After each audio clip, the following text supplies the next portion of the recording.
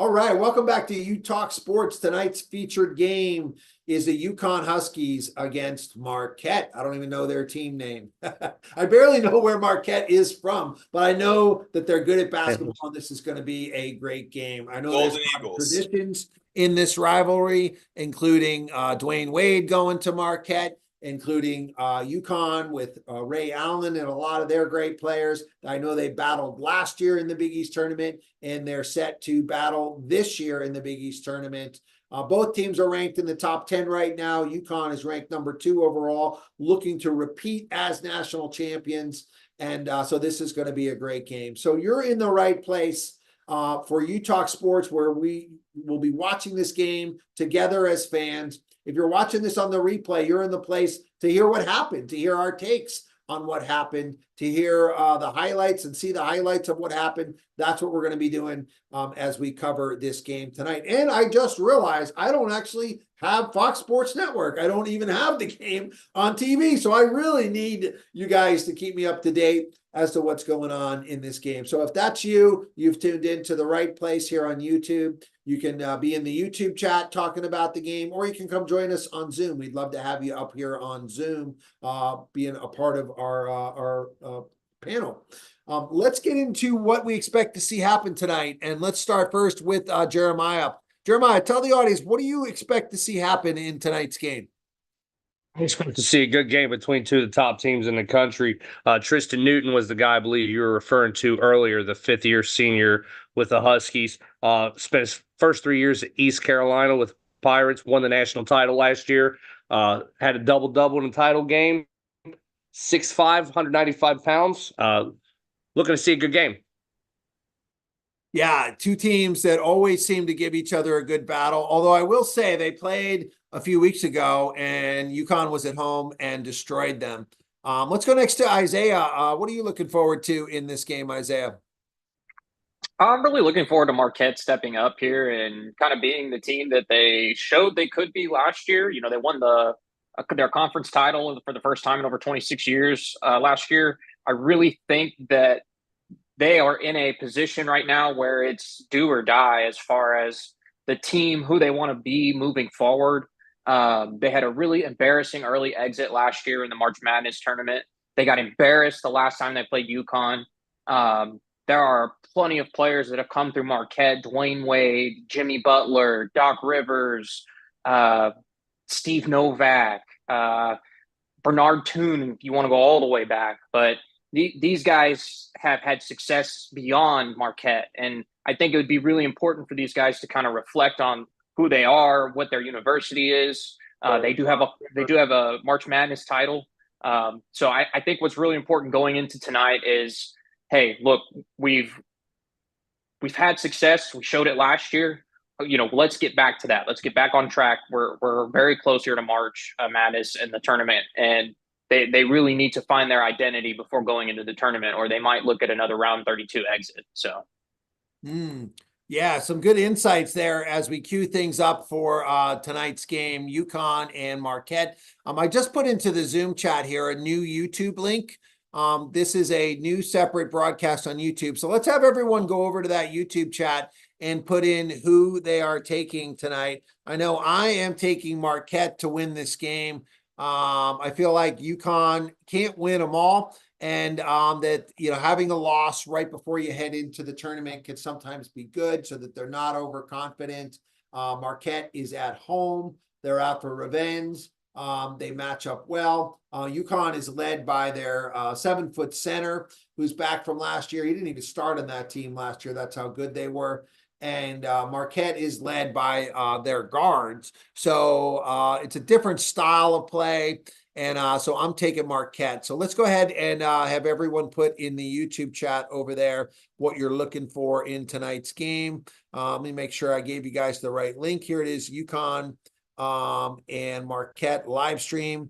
Let's see. Good to see Lisa and Jordan are here. I'm going to put the Zoom link here in the YouTube chat. If you're watching us on YouTube and you want to come join us up here on Zoom, just hop on that link right there. If you're watching us on the replay, you may not see the live chat there. Just leave us a comment saying Zoom, and we'll drop you the Zoom link for this game or for one of our future games. We're here every night at 7 p.m., giving our takes on what's going to happen, giving our bets on what's most likely to happen. And we watch a lot of games, so we have a lot of insights here. And we're together having fun, just like as if we were all hanging out in the living room together. That's the vibe of what we go for here when we do these games. Let's go next to Cameron. What are you looking forward to seeing in tonight's game, Cameron? Yeah, I look forward to just watching UConn play. Man, if you're a student of the game, you have to love this team. They fill all areas on the paper. Great guard play, great wings, great big guys. Everyone fills their role great. They have great set offense. They're one of the top back cutting nations in the or teams in the nation. They run a set play on one side of the court and then leak backdoor. It's so beautiful to watch. It's like watching Popovich and Duncan Spurs, right? All the ball movement, everyone fills their role so good, man. I love this team, dude. They're a fun team to watch, and I wouldn't be surprised if they blow Marquette out again. Really? Wow, that would be a big win for them. To blow them out on the road here. I think Tyler Kolek is the point guard I was referring to. He was the player of the Big East Conference Player of the Year last year on this Marquette team. They're led by Cam Jones. Love to kind of get under the hood and see some of these stats and players and get into these stories as well as these coaches here. And as we're watching this game, that's what makes it fun to really get into the stories behind the scenes. Alvin, what are you looking forward to in this game tonight? I'm a big fan of multi-sport athletes like Cam Spencer. Cam Spencer actually at Latin Boys High School in Maryland actually played lacrosse. And the caveat that I like that he actually played golf. So it shows that he has the mental toughness in a single person sport. While they do score points as a team, but he's out there on that course by himself. And he's just demonstrated that mental toughness by the fact that he's been on 3 different teams in 3 years through the transfer portal. And he is still able to lead a very talented UConn squad and make contributions. So I'm looking forward to what Cam Spencer is going to do tonight. Yeah, I love getting that insight into him playing other sports and that he's from the transfer portal. We're looking at his profile now. Spencer is a senior, 6'4" guard with UConn. UConn, of course, is led by Tristan Newton. He leads this team across the board in points, rebounds, and assists. It's interesting, the face of this team has been this Donald Klingham. They were talking about how he's now like a recognizable person in New England. He's a 7'2" sophomore. He was backup on the team last year. He really dominated in the last game, as we see here. He was 17-10. Be a great matchup to see him go up against Purdue. And it'll be interesting to see if UConn makes a run. I generally don't like to pick teams in the tournament that are built around a big man, but I want to dive into and lay some eyes on Tristan Newton here to see what he's doing. He's a senior guard as well. These guys, were a part of this championship team last year. We need to, check the stats and see who's new, because UConn had 3 guys go into the NBA draft last year. Jordan, what do you expect to see happen tonight? Well, like, to be honest, I pick UConn. I feel like UConn at the end of the day is the more dominant team because the thing is with Marquette with losing Tyler, and then also like they also have lost like another guy with a knee injury, and then like we have this guy, like I really can't pronounce his name, Iguodaro, who's like questionable because he was sick. He was sick last week. They're definitely shorthanded. The Marquette is definitely a shorthanded team right now. But then also, but they're playing at home. It's senior night, and at the end of the day, for any basketball player who doesn't want to, nobody wants to lose on senior night in front of their parents and everything like that. So it's definitely going to be a battle. Shaka Smart is definitely known of defense and pressing about basketball. So maybe he tried to use that to speed up to speed up UConn. Because one thing about UConn really is not a team that straight up like to just shoot, score. It's definitely very methodical. And if Shaka Smart is able to speed them up, I think that will help them. But if not, I really will pick Connecticut winning by 10 points. By 10. Okay. Yeah, let's have everyone put their picks in there. And I love when you're giving reasons like you just did. We want to get more into these coaches' stories too. Shaka Smart has had some great runs in March Madness and is well known. And of course, UConn is led by Danny Hurley. Will, what do you expect to see happen tonight? I'm the same as Jordan. I mean, you know what you're getting with Marquette. They got a six defender in Shaka Smart who's gonna be on the court defending guys almost. He loves running around and he probably runs more than some of the players, honestly, from the bench. But he is crazy and the press just doesn't work against them, and I think we've seen that in Shaka Smart's career. Like he was at Texas for a while and he never really had any success. And then I think he might have been somewhere else, but he's at Marquette now. And I mean, he had that 1 year with VCU, but he's kind of struggled. Once teams figure out the press, it's like, can they really do anything? So I think he's kind of an overrated coach. He struggled a lot.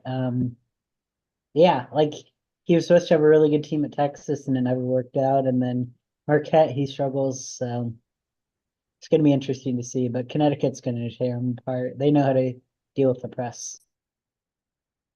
Yeah, you bring up some good points there that we're going to go under the hood and look at as we're getting ready for this game to tip off. And we're going to have the game cast up here live. It hasn't tipped off yet. Let me show you what the game cast looks like for those of you that haven't seen this before. So this will be giving us play-by-play of everything that happens on this game. We'll be watching at home, keeping an eye on this and keeping an eye on everything that's happening around the league. Tennessee is in a battle right now with South Carolina.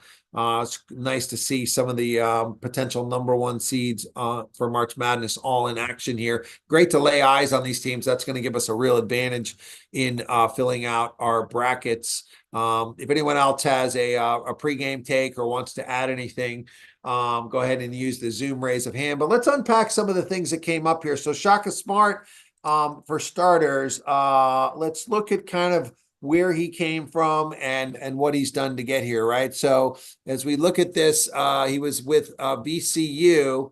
Let's get that, trying to make it a little bigger, easier for you guys to see. 2009 to 2015, I think 2015. I think he had a Final Four run with VCU, but a really long run. That's when he became kind of a household name.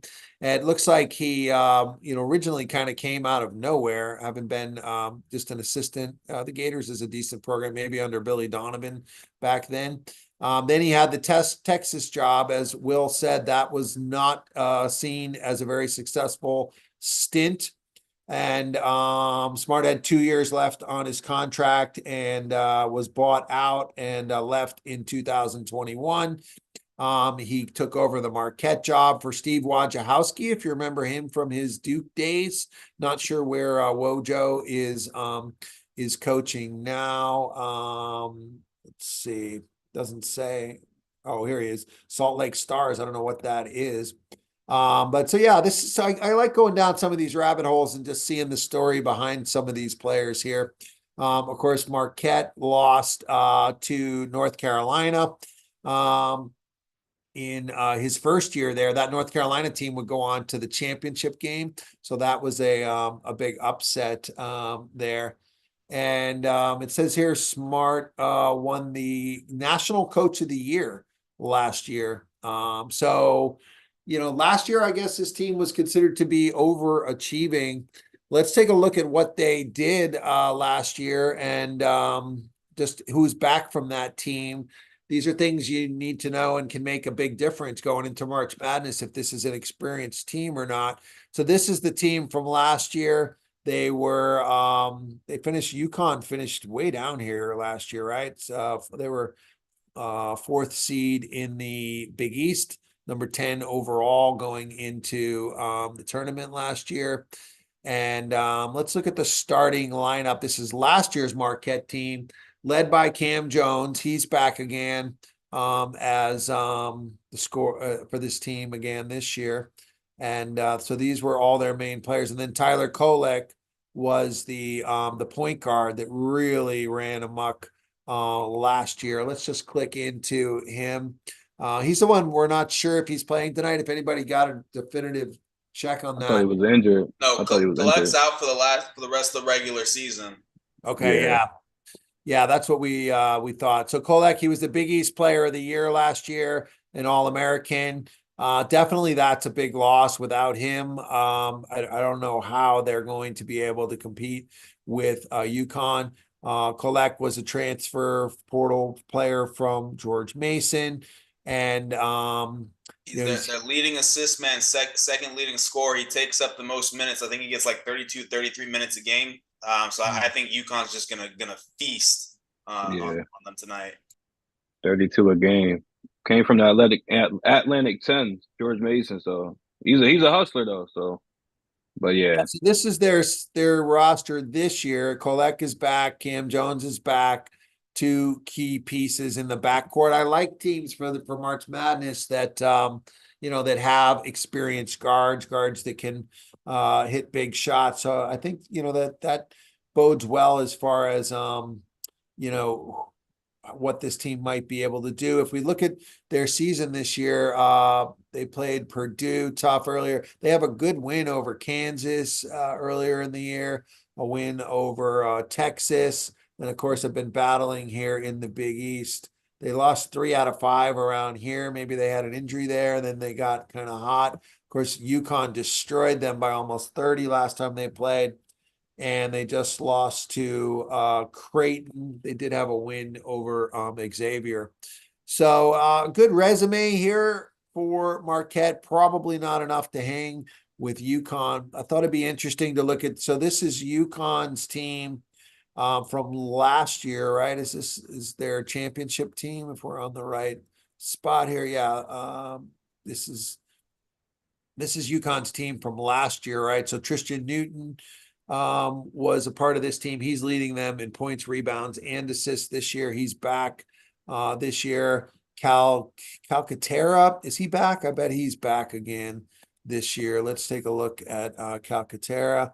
No, he declared last year. Wow. Okay. I remember him in the tournament. He was kind of a hustle guy. I guess he was a 5th-year guy last year. Let's see.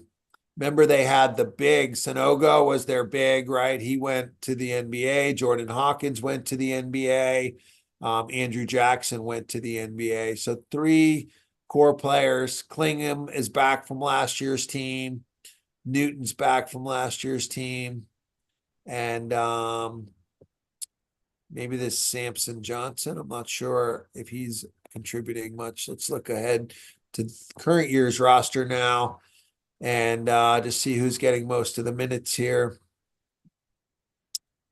Cam Spencer, who Jeremiah gave us a great take-in, was a key transfer portal ad. Looks like they added this freshman here, Stephen Castle. And so, yeah, then if we look at their stats here, they're led by Newton, Spencer, and Caravan. So the veterans are kind of leading them with Klingham as well. I mean, they just have a balanced team, right? They got 5 guys that are scoring in double figures. Keep in mind, college is only 40-minute games, so that's an impressive stat line there. All right, let's see if this has tipped off yet, or if they're being like the NBA and kind of running behind with their They're doing all the introductions right now. Yeah, I they guess tipped off late due to the other game running a little late. Oh, that's true. Yeah, they had they're behind or they're televising back-to-back games here. Also, it's their senior night, so of course it was going to start late. It's their senior night. Yeah, I still feel like they should all that, and you should plan for all that and just tell us it's starting at 9 or 8:45 or whatever it really is, right? I don't like when they try to mislead you to get there at 8:30. I expect it to tip off at 8:30. That's how the NFL works. Basketball doesn't seem to be the same anymore. So we'll be keeping one eye on this game and also getting everyone's takes around the horn and just keeping an eye on everything that's happening. Houston was down early. Let's check back on that NBA score or let's check back on our basketball scoreboard just to see if there's anything we need to look at here. Yeah, so Houston wound up, well, this game's still going, but they've pulled back up here. They were down in the first half. Tennessee with an impressive lead over South Carolina. Both those games are coming down the stretch. This is a really interesting Big 12 matchup. BYU just had a big win over Kansas. They seem to be surging. And Iowa State, although they lost to Houston, they also seem to be surging. They're up to number 6 now. So a good night of college hoops. Sometimes we operate as like kind of like NFL Red Zone channel where we hop around from game to game and check in on all of these. So if you're watching any of these at home and have updates for us here on Zoom, we would love to hear from you. Let's get back to the coaches. You know, Danny Hurley is coaching UConn, and he's the main reason I didn't pick UConn to go all the way last year. You know, they had gotten knocked off in the Big East tournament, and Danny Hurley had never won a game in March Madness at all yet. And so that worried me. You know, how far can they really go? I think I had them going to the Final 8, but losing eventually to Texas. You know, he stepped up, and that's what coaches do. And it's nice to see Hurley step up. I actually grew up playing ball. My high school years, I was in New Jersey, even though I'm mostly from Boston. And so Bobby Hurley, his older brother, was in my class. Hurley is now the coach of Arizona State. And to see Danny succeeding as a coach it's really cool because he was always like the younger brother who was in the shadow. And he's doing a great job, you know, better than his older brother's doing in terms of coaching now. So let's see what is happening. We finally got our game tipped off here. And I expect to see them go right inside to Klingham. As we're watching this, I want to get takes from you guys on current events as well. We didn't really have time to do that in the first half of our segment. We kind of got sidetracked with quarterback free agency here. But we're going to go around the horn and just get 1 minute takes from each of you guys on what's happening in current events in sports. And then we'll respond to each other in the YouTube chat. After each person gives their take, we want to hear from you guys in the YouTube chat if you agree or disagree. And the best takes are ones where we can kind of take sides on this. So let's go first to Cameron. Great to see you back again tonight, Cameron. What's caught your eye as far as what's happening in the sports world today? Yeah, what's caught my eye is honestly, I'm still pretty impressed about that 40-yard dash in the NFL Combine that Xavier Worthy just put up. I'm curious does him breaking the record, does that increase his stock and possibly put him in the second round or late first round? Because I'll tell you what, I really like the upside on Xavier Worthy. For one, he's a Fresno native. Shout out to all my Fresno family who's watching this. But he's from the Fresno area. Went to Texas, and he can blow the top off any defense, right? And not only that, he can play at the line of scrimmage. You can throw short, quick routes. He can burst. He's got quick, elusive, twitchy, shifty feet. He can break in and out of his routes better than any of the receivers in this draft. It's not just the top end speed that I like about him. It's how quick and elusive he is. My big knock on him, and I'm sure every scout's saying the same thing, is his frame. He's 160 pounds. So if you got someone like Jalen Ramsey matched up on him, can he even get away from him, or is he going to get tossed around and thrown on the ground? Is that what's keeping him out of the first couple rounds? But hey, you know, he's the ultimate boomer bust player in this draft, I think. You know, his comparisons you can be Tyreek Hill type player, or he could be a Henry Ruggs type bust. You just don't know.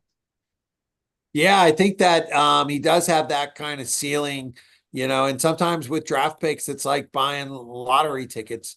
You can't coach speed, and he definitely, has blown the socks off, setting the record in terms of speed for Xavier Worthy. So let's have everyone go over in the YouTube chat and just put in the YouTube chat if you would. Do you see Worthy going in the first round or not? Yeah, because like the Chiefs, they'll be at the end of the first round pick, and that's what they need to address in this draft is the wide receiver position. Even after coming off back-to-back Super Bowls, they need to address that wide receiver room. Do you put someone like Xavier Worthy in there? Now, granted, one of his other big knockoffs in his game is he'll drop wide open passes or careless passes out in the open field, and that's what the Chiefs are looking to replace. Yeah, but he has, Tyreek Hill was not highly touted. He was just kind of super fast coming out of college as well. And they were able to coach him up and scout him, and they like speed. So it could be a good match with Kansas City. What do you think, Alvin? If you're the Cowboys, do you draft Xavier Worthy to be a receiver too? Because they clearly need a second receiver. Brandon Cooks is going to be 31. CD Lamb needs a backup. I definitely draft Brian Thomas Jr. Oh, yeah. Who's a bigger receiver, who's almost as fast. I mean, he's proven commodity. And one thing you can pick from LSU is receiver, DBs. Yeah, I mean, Brian Thomas, though, is a top 15 pick. He's not going to fall to Dallas or KC. Clearly, if he's there, you would take him over Worthy, right? He's just a smidge. Oh, yeah. He honestly finished 0.1% behind Worthy. Like, he would have broke the record this year. But if Worthy were to drop down and he was the best athlete, I'm more than sure that Dallas will pull the trigger. It may not be Jerry, because Jerry can get stuck on his picks. It will definitely be Steven. Steven will make him see the light.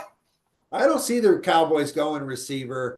I think there's plenty of other needs that they have. No, they're going to go. They're definitely going to go D-line or O-line with their first pick, and that's where they're going. Which is interesting to hear you say, because people tend to think that the Cowboys have this dominant O-line. I hear all the Derrick Henry fans like, oh, if Derrick Henry went to there, we'd be killing it. I'm like, why do you think Tony Pollard wasn't doing so good? Like, that O-line is not what it used to be. No, if it was still Fredericks, a younger Smith, and Zach Martin, I'd be like, hell yeah, hell yeah. But right now, we do have a talent. We do have Smith, the new Smith on the right side. We got to replace Tyron, because I don't think Tyron's going to be there. He's too injury prone. The best availability is availability, and that's how I know Dallas is going out there to find a future replacement for his position. Yeah, and I don't want to get sidetracked talking Dallas in depth unless that's where you wanted to go with your take. But I actually like Tolbert as a deep sleeper. I think he could step up and be a number 2 receiver for them. But back to Worthy, let's just finish this off because there's one more point that I feel hasn't been made. Well, really, first thing is I started looking under the hood here because I watched him play and felt I was not impressed. I only saw 2 games of Texas this year, when they beat Alabama and when they lost to Washington. And actually I watched the Oklahoma game they lost too. And he wasn't dominating the game by any means. And so I kind of saw how fast he was, and I'm like, oh, he's just a burner, right? But if you look at his numbers, I mean, he's putting up a lot of catches for 3 years in a row here. There's a lot of production here. And I like college players that are productive. And so I think that, if you don't look under the hood, you just think, oh, he must be this fast guy that catches, 1 bomb a week or something. But that's not how he was used at all. This is really intriguing. Why did his touchdowns go down every year since his freshman year? 12, 9, and 5. I mean, Ewers was there this past year, should have been his best year. And he makes me think maybe he doesn't have the nose for the end zone, which would be a concern. But the biggest concern that hasn't been mentioned yet is durability. At 160 pounds, It's just going to take one hit from a linebacker or a safety, even a corner, and he could be down and out. Like we saw Devin Achane, who couldn't stay on the field, and that would be what I see as the biggest risk in taking somebody like Worthy, is that you could put all your draft capital in and be out. I look for Kansas City to to make a move in free agency and to draft a receiver. To me, Worthy's kind of like a team that like needs to hit a home run should gamble on a guy like Worthy. And the Chiefs, they don't need that. They don't. If they just need a guy who can be semi-productive out there, and Mahomes can throw them open and they can, win a Super Bowl again. They don't need to take a high-risk player like Worthy at the end of the first round, in my opinion. But good take and good player for us to keep an eye on. And I'm glad we brought up Brian Thomas. Absolutely love him. If he falls to a good quarterback, he should be on everybody's fantasy radar. He had more touchdowns than Malik Neighbors playing for LSU. Like everybody is raving about Neighbors going top 5. Well, Thomas actually led that team in touchdowns this past year. All right, go ahead, Alvin. Excited to get your take. What's caught your eye in sports news today? What's caught my eye? Who do you trust, OKC or Minnesota, to finish in the top 2 of the Western Conference? So the answer for me is it's going to be Anthony Edwards and his crew of the Minnesotans, of the Timberwolves, because one, the Timberwolves have an easier schedule. The last 20 games, their schedule is easier than OKC. OKC has to go against a lot of the playoff contending teams that will be there at the end, that's fighting for their spot. Even though GA is playing well, Chet is playing well, their young nucleus is playing very well, but I kind of think they're going to falter toward the end. My third reason is that the bigger the game, the more clutch Anthony Edwards has proven, not only in the regular season, he has proven it in the playoffs. He's looking to get in that stratosphere of Jason Tatum and push and John Morant when he was at his peak before his sidetrack stuff. He's another possible face of the league that's pushing to get those big moments where he can make those shots and make those unbelievable performances for spectators. And he has increased his scoring in each year he's been available in the playoffs. He has the playoff experience. He's played in at least 12 playoff games. So I would prefer, this is just my personal opinion, I believe that they have what it takes to stay in that top 1 or 2 position, as OKC might falter and slip to maybe 3 or 4. Okay, good take from Alvin. Let's go over to the YouTube chat and let's put who you think is going to win the West and make it to the finals this year. Are you agreeing with Alvin and his take on Minnesota? I know I'm riding with Denver. You're the champ until the champ beats you. Let's go ahead and put in here. I mean, it's not like that's some rocket science sleeper pick, right? Denver just is the champ till somebody beats them. They have all the playoff experience. Minnesota has the 2 bigs. If anybody's going to stop Jokic, I feel like Minnesota is kind of built for that. As Alvin was talking about, can they outlast OKC? The way I kind of look at this is these next month essentially is playoff games for these Western Conference teams. They're essentially all battling to stay out of the playing games. The top 4 are battling for their spots. It's like a mini playoffs already. And there's a game on ESPN Friday night is going to be the Cavs and Minnesota. So that's 2 of the best young teams. Donovan Mitchell, of course, will be out, but we saw that doesn't matter. So that should be a good game on Friday. So let's have everyone respond to Alvin's take there about Minnesota or OKC, and see if you think that they can take the West. Let's also check in on our game of the night and to see what is happening with UConn and Marquette. Marquette was leading. They're now down 13-12. We'll get updates from you guys that are able to watch this. I don't actually have it here. So I'm still on the Tennessee-South Carolina game. Tennessee's up 6 with 6 seconds left. So it's pretty much in hand here.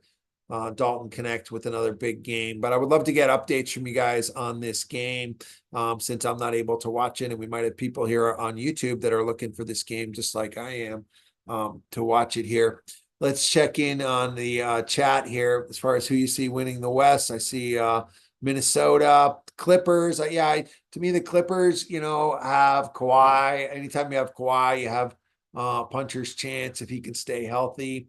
No one really picking OKC. Maybe a sleeper here for the Pelicans. I think they're a trendy sleeper pick right now for a lot of us. All right. Also, I wanted to hop over and look at the NBA schedule and just announce our schedule. We're constantly tinkering with the format of our show to try to get the best results, the best audience. The show is for the audience on YouTube. That's you if you're watching on YouTube or on the replay right now. Us on Zoom, we're having fun hanging out here, but we're here for you to serve you.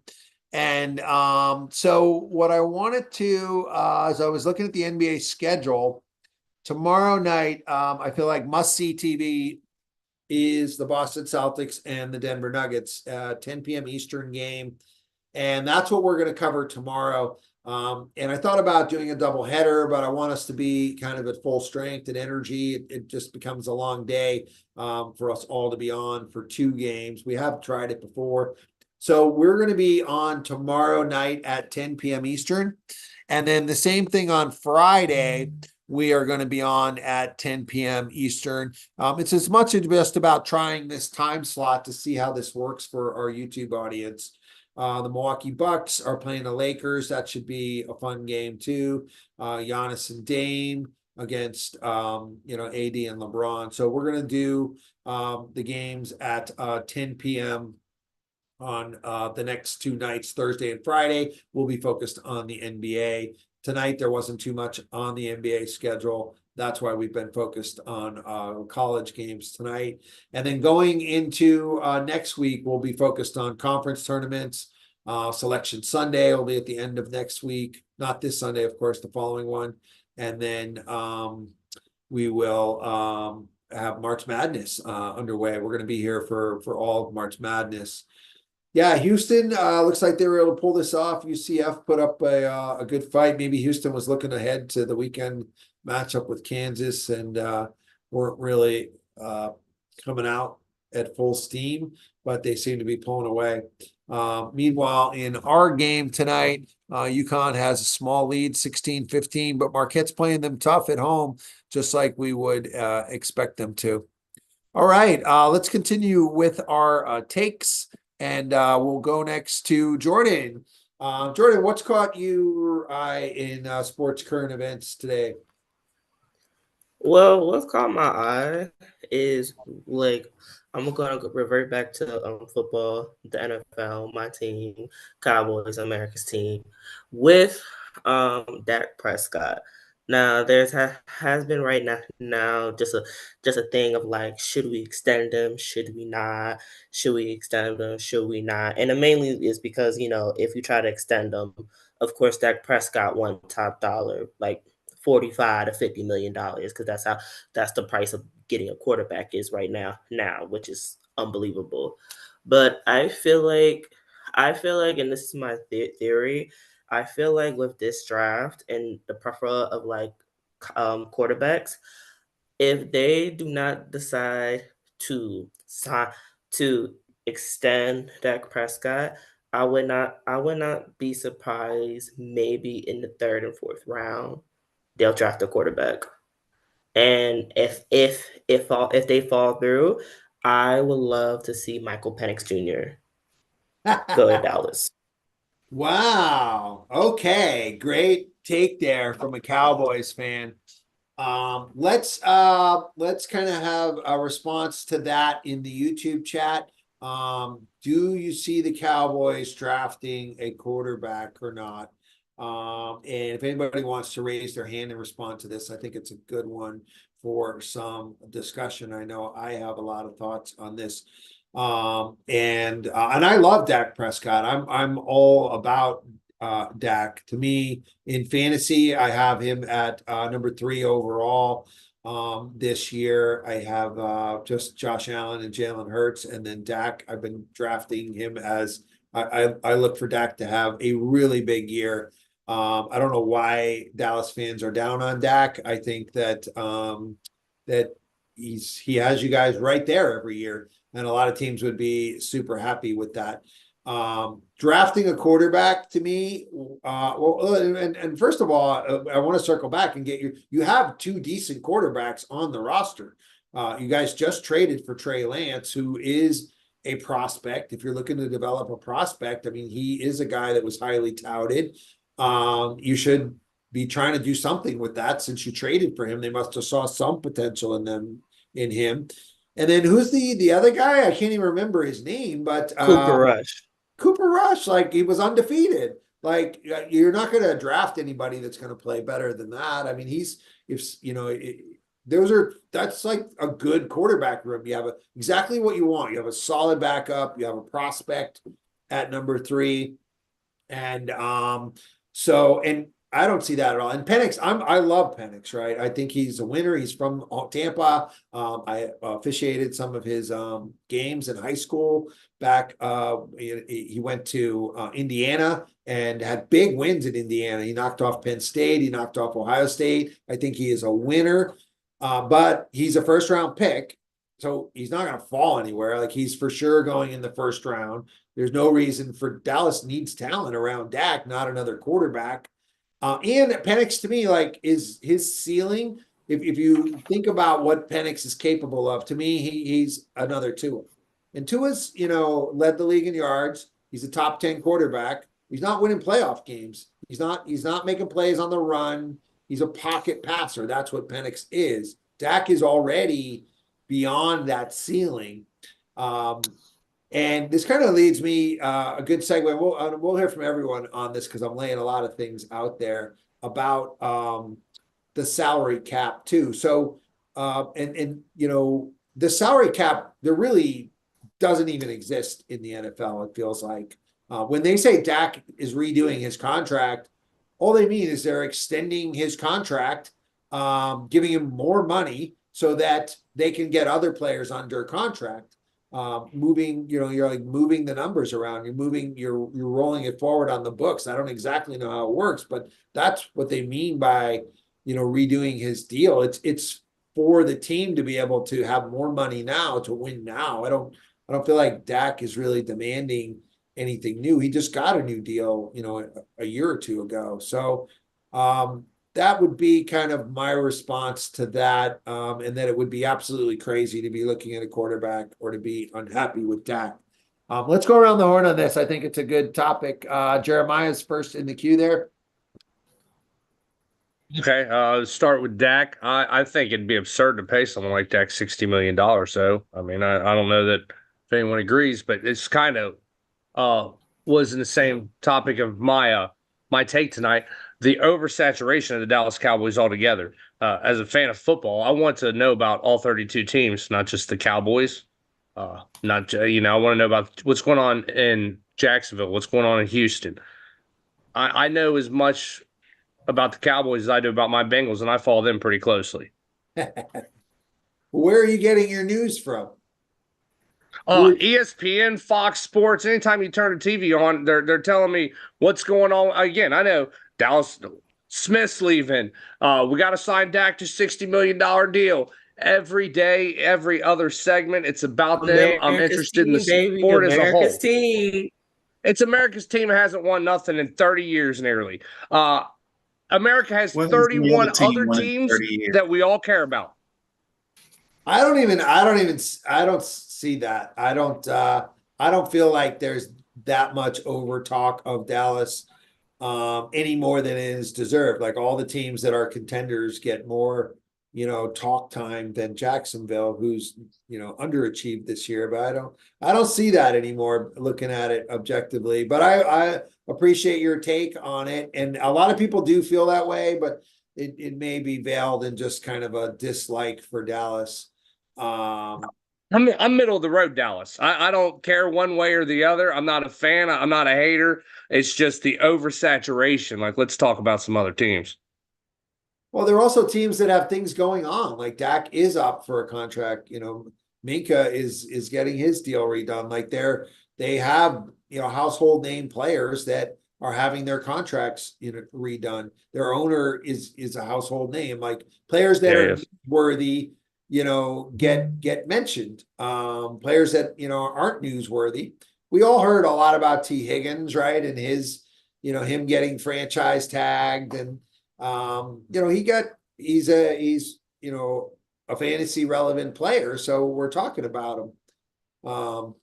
I don't think CD Lamb gets talked about enough, to be honest. The year he had this year, I hardly ever hear the Dallas people or the media, talking about how dominant CD Lamb is, for being the number one player in the league in fantasy this year. All right, let's keep going. We'll stay on this topic, and this doesn't have to be your take. We can circle back around for takes.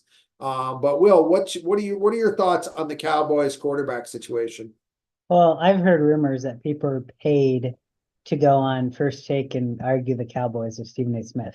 That's just some rumors I've heard. I don't know if they're I'm joking. I don't know if they're true or not, but that gets them going. But I like the idea of the prospecting quarterbacks. And if they trust Trey Lance, like in Cooper Rush, then go for it. But I think there's something about letting a quarterback develop, so that's the question. Like, can Trey Lance and Cooper Rush, like, are they actually the quarterbacks that you want to develop, or do you want to find somebody in the draft? And if you want to find somebody in the draft, I don't know who these third and fourth rounders are. I don't know if there is somebody who could be it. Yeah.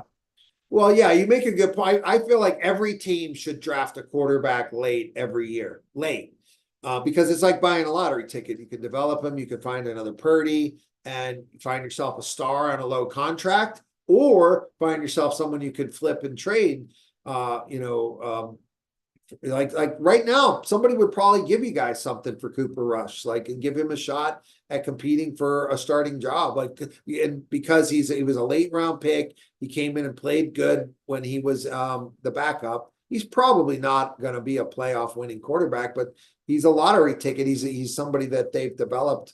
For sure, nobody trusts Trey Lance. Like to put the word trust and Trey Lance in the same sentence is not a fit at all. Well, but I mean, he's a prospect, right? He's got a lot of talent and is somebody that maybe they can develop. McCarthy is supposed to be this quarterback guru, but I don't get the hate on Dak. He's led them to the playoffs. He's put up the stats. He's never had a down year. He had a year where he got hurt, which wasn't totally his fault, but he's never had a bad year. He just continues to keep rising. Do you blame him for the losses then, Greg, or no? Do you blame him at all for the playoff losses, or not? I mean, they got blown No, out by all Green has to Bay do with- this year. That's not all Dak. I mean, and I'm sure Dak, the quarterback's always a big part of it, but it wasn't a close game, and I think the year before he unfairly got criticized a lot for, botching the clock management at the end of the game. So I think McCarthy, should be long gone. Dallas is too loyal, too long to coaches. You should have brought in Belichick or somebody new this year.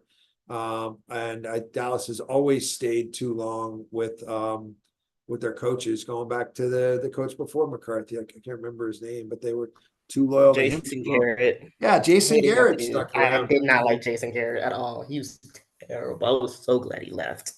Yeah. All right. Let's continue on this. As long as we got something new to add to it, right? We don't need to say, yeah, I agree with such and such a person, but it is a good topic to delve into.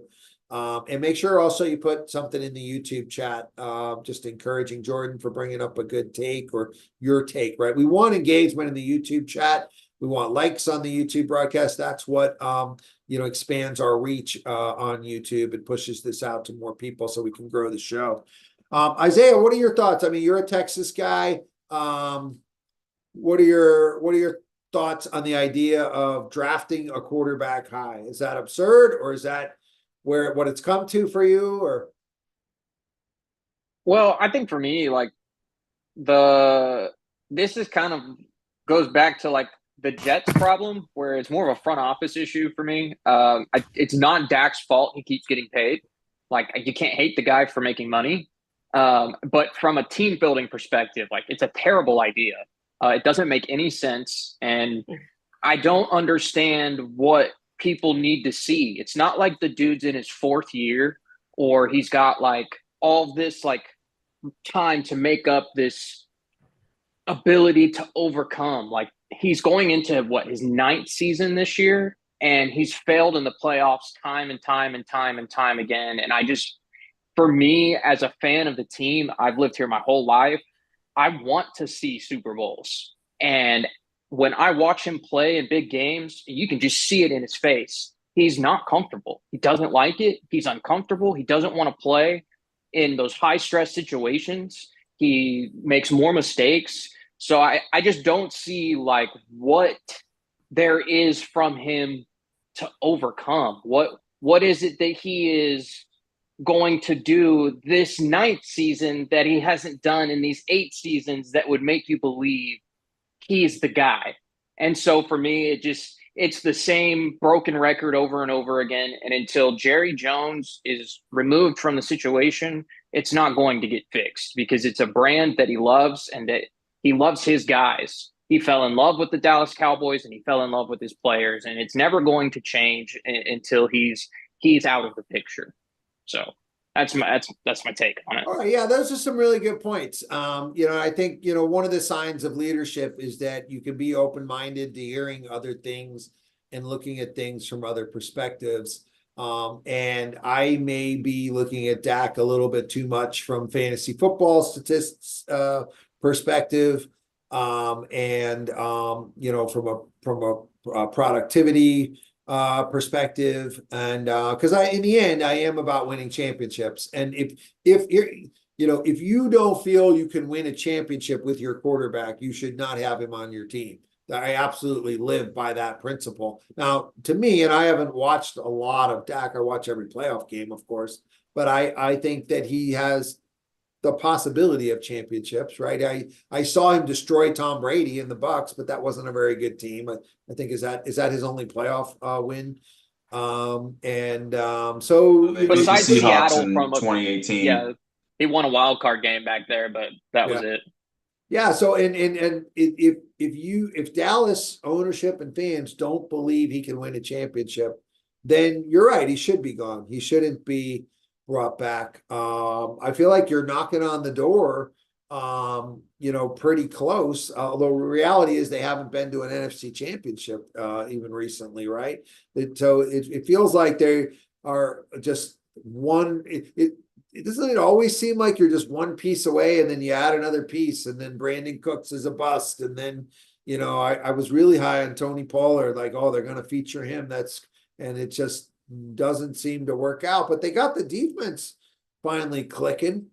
Although I'm worried about them losing their coordinator. If that starts to go downhill, it could really all fall apart this year. So some good points there have kind of persuaded me to maybe blow it up. But Dak, I mean, he's got, even on this contract, he's got years left though, right? Didn't he just get paid last year or the year before? Yeah, but the back end of his contract. The back end of his contract is super loaded. So they're trying to rework it so that he's not $60 million on the cap these next 2 years. Right. But if we decided we wanted him out, how many more years are you stuck with him right now? Would you have to have him without being in a Russell Wilson type mess? 2. We're committed 2 years. So it's all fully guaranteed. Yeah, so to me, your poker chips are in there with him for 2 more years. You got to draft other players and try to win with him for 2 more years. You're stuck with that contract. You already made that decision 2 years ago. Does it make sense to give him another 2 years? Now, some of that salary cap game, and that could just make it, even worse down the road. But you're stuck with him for 2 years. You gotta try to win with him.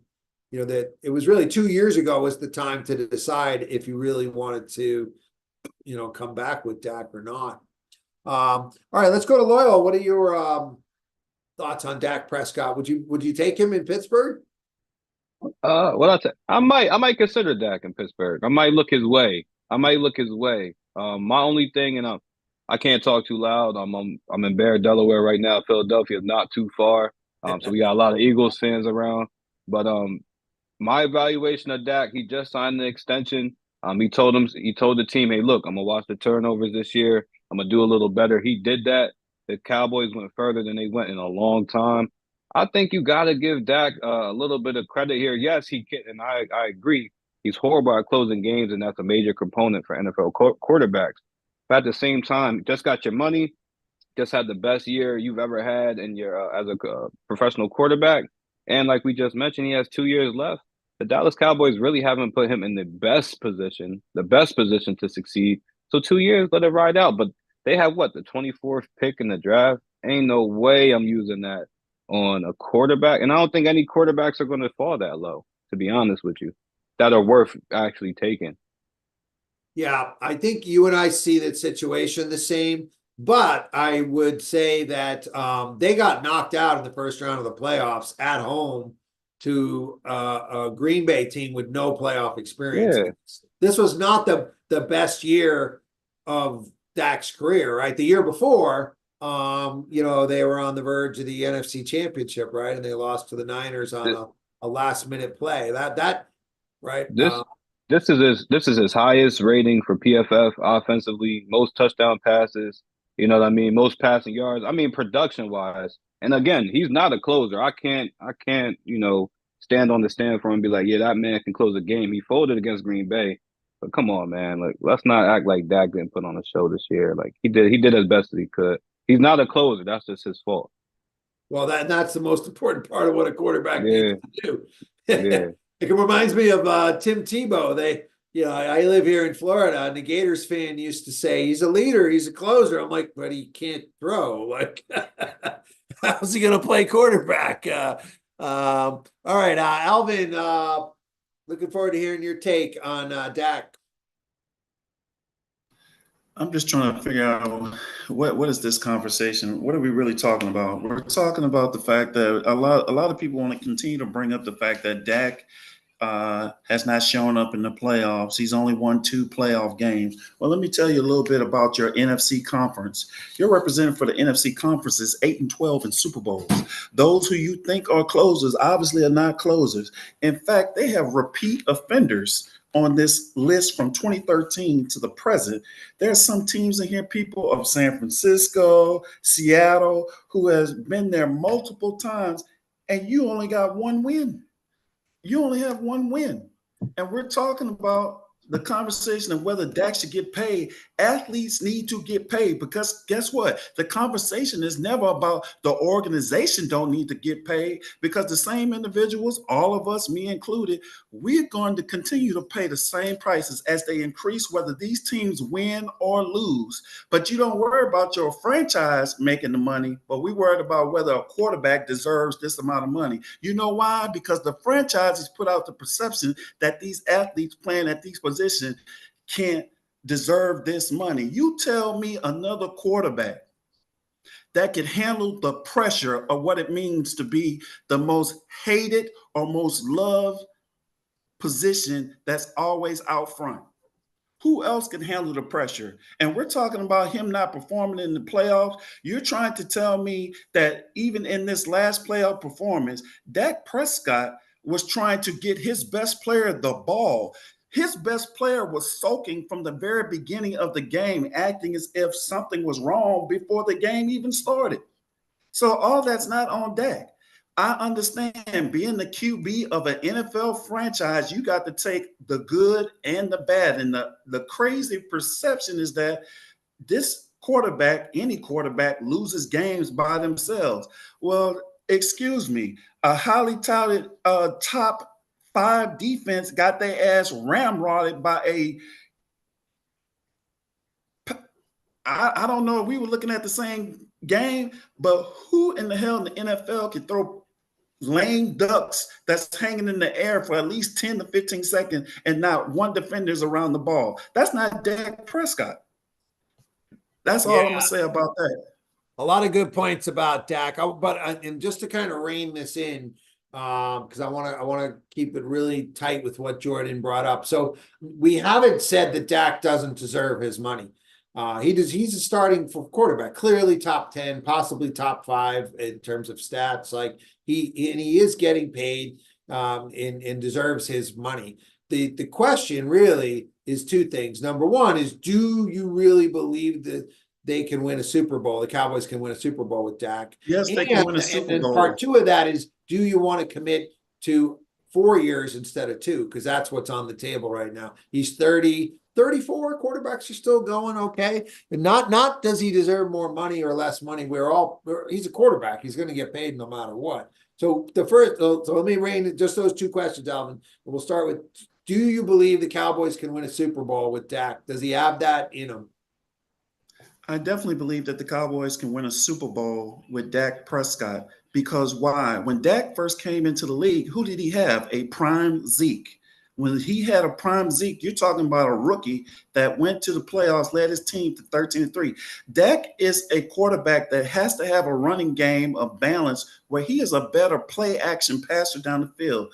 To your second question, Dak, this isn't about the money.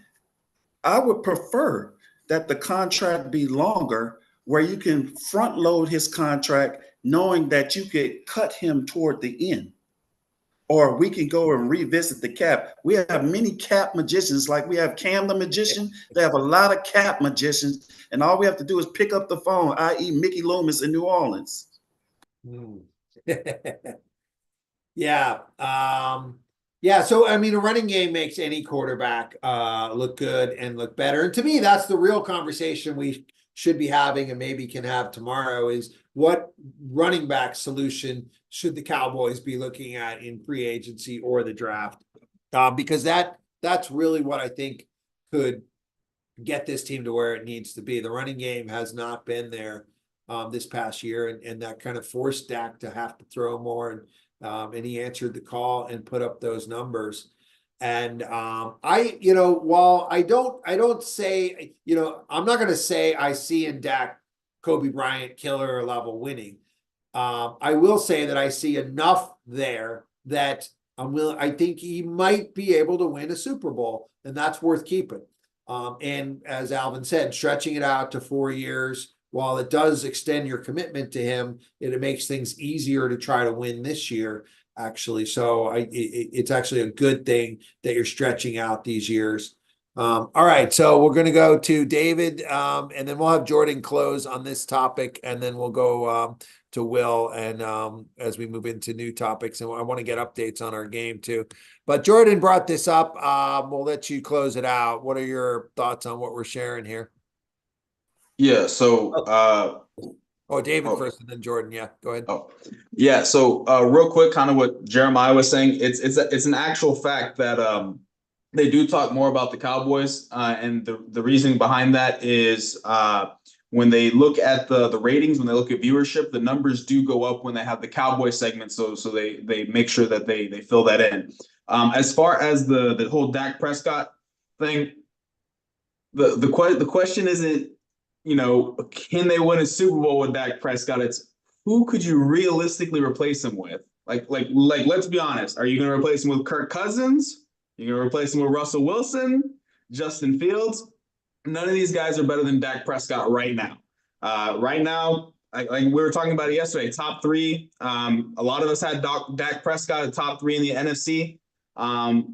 It's going to run through the AFC. All the championships are going to go over there with Mahomes and Burrow fighting it out. But in the NFC, there's you can't. They're not going to win a Super Bowl. The Cowboys. Well, Jordan's hypothesis was to draft JJ McCarthy or Michael Penix and try to.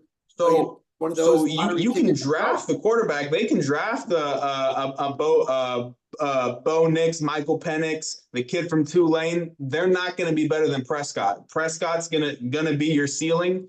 So whoever it is, you can draft a kid, out of no-name state in the 6th round. Maybe, like I said, it's a lottery ticket. But realistically, you're stuck with Dak Prescott until the day he retires. At this point, you're just stuck with him. Yeah, well, I agree. You're stuck with him, but I don't agree with your perspective. You don't look at what else is available that could be slightly better. We're not trying to get 10% better. We're trying to win a Super Bowl, and it's pass fail. If you don't feel you can win a Super Bowl with Dak, then you draft Bo Nix or McCarthy or somebody and hope that this kid has it and can grow into it. But realistically, in this draft, outside of Caleb Williams, who can you look at and say I can win a Super Bowl with that guy? No, there's Caleb no sure Williams thing with is any pretty of much them. it. There's no sure thing. Exactly. So, but do you hold on to the thing that's mediocre, or do you, and I don't think Dak's mediocre. I think Dak might be able to win a Super Bowl. So that's kind of at the root of where we tend to disagree with the Dallas fans are the ones who are saying we see him every day and we don't think he can win a Super Bowl. And we would rather have a rookie in here and blow it up. And if that's what they believe, then that's it's pass fail. It's not incrementally who's better that you could bring in, through free agency or trade right now, in my opinion. All right, Jordan, close us out on this topic. Okay, I want to add something, and let's look at it from a fan and marketing perspective. We're talking about the Dallas Cowboys. The Dallas Cowboys, one of the most known teams, most sport clubs around the world. And you just like other sports clubs, like the Lakers, like Boston, like Real Madrid, Barcelona, what are Manchester United? What are they a lot known for? Winning championships. And even I am a big Dallas Cowboys fan, but we haven't won a championship since the 90s. And we've been having Dak Prescott at helm for 8 years. And it's I like Dak Prescott. I believe in him, but it's as a fanfare, as fans, a lot of us is just when is it going to happen? When is it going to happen that he is going to put us on the mountaintop? And it's we know you can't really get rid of him because who can replace him? Because we can't. He's good. He's good. What can we just sit there and replace him? If we're just gonna talk about free agency, ain't really a lot of people better than him, especially if you look at NFC wise. But it's just yeah. Are we gonna? When are we gonna be able to are we gonna be able to stay in the comfort of Dak Prescott, or do we want to take the risk and try something new? Yeah, and I as a fan of any team, I play for championships. Most cities don't. Tampa's not doing that. They're bringing back Baker Mayfield and Mike Evans. They're not playing for championships. They're doing the same thing Dallas is doing on a much smaller scale. Than a lot of teams are like that. And I want to put out a hypothesis to you guys to consider. Nobody's really gone there, but this just popped into my mind as we're having this conversation. If we look at this is the value of the Dallas Cowboys franchise in terms of its growth in the last 20 years. Now, they've not won a championship, but they are now a $9 billion asset, right? It's over, they were under 1 billion at the time. I don't know what that would all add up to, but it's astronomical. So it may be a business decision by Jerry Jones that we just need to be good enough. And I keep making billions. And that's why maybe he's so loyal to his guys, loyal to Dak, unless if he blows it all up and they suck for 5 years, because it could take a rebuild, could take 3 to 5 years. He could lose billions of dollars. He may actually, I feel like Jerry, if we look at that chart, really has a financial incentive to just keep the status quo and to keep, the making the playoffs, being relevant, being talked about, keeps growing more and more billions for him. And he may not really be playing for championships. That might just be a nice to have for Cowboys ownership, which is the kiss of death. I mean, good is the enemy of great in all of this. All right. Enough on the Cowboys here. We don't want to be falling into our own trap. We're criticizing ESPN for talking about the Cowboys too much, and then we wind up doing it. So let's check in on our game. Does anybody have a take on our game? And I want to hear from Jason. We haven't heard from today with your take, and then we'll go to Will. But let's see. Does anybody have an update on what's happening in our game? I'm going to hop over to the scoreboard here. UConn's up 11, 42, 31 games at halftime right now. It seems to have been a little closer than when I'm watching. Every time I watch, it looks like a pretty competitive game. Apparently more shots are falling for UConn. Yeah, it looks like Caravan and Newton are leading the way. Pretty much just what we would expect. Cam Jones from Marquette. Marquette's got some pretty balanced scoring there. So they're down 9. You know, if they lose the second half by 9, they'll wind up losing by 18 total. It'll be interesting to see if they can keep it close. I would have hoped it was closer at half here. Anybody else seeing anything in this game that we want to touch on? All right. If not, let's open up a new topic and go to Will. Oh, I got one thing. Sure. I got one thing about the game, and I feel like what UConn is making it successful is because like Marquette, they first came out like doing aggressive, up in your face, very aggressive defense, especially in the half court. And I think what UConn uses to capitalize on it is doing the dribble drive effect of letting a guard just dribble driving, pass and kick, and also doing the high low. Because like, you know, they have bigger guys on the team instituting that high low effect. And I think that's helping them winning. Yeah, as opposed to Marquette is they're known to be more of like a run and gun, fast break style of offense.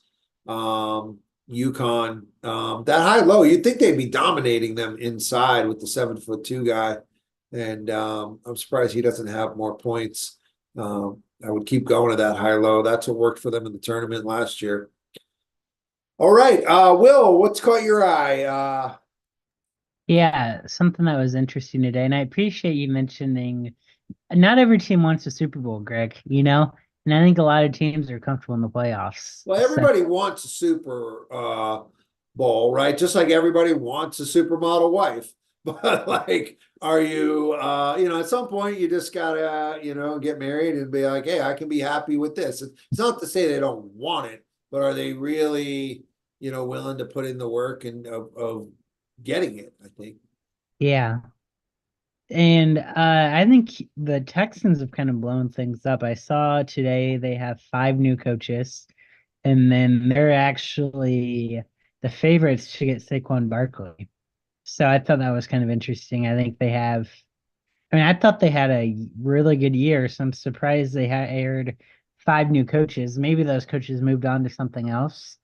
I don't know if they got fired or if they moved on, but yeah. I thought it was interesting. Well, we got plenty of Texas people here, so let's hear from them what they are seeing with the Texans. You want to, David? You want to respond to that? Yeah, they've been talking about Saquon coming to Houston for about a month now. All the little things, him hanging out with CJ Stroud, him following all the guys, all the backup players on Instagram like Brevin Jordan. So I don't want Saquon here in Houston. I'd honestly rather run it back with a healthy offensive line and Devin Singletary in the backfield. I was really bummed out because Dameon Pierce had a phenomenal rookie year, but it was a different blocking scheme.